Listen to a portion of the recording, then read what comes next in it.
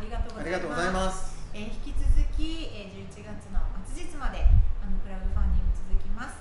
ぜひ皆さんのご支援をいただきたく思います。どうぞよろしくお願いいたします。返礼品の中でプイヤカナヘレという曲のワークショップがあります。この曲はクイーン・リリオ・カラニが作った曲なんですけども、なかなか皆さん馴染みがないと思います。今回のアルバム We Are in Love の中で全ての楽器、全ての演奏が入る唯一の曲なんです。なのでこの曲ぜひ覚えていただきたいと思います。今日はウクレレしかないんですけど、ウクレレでこの曲を少しだけ皆さんにご紹介したいと思います。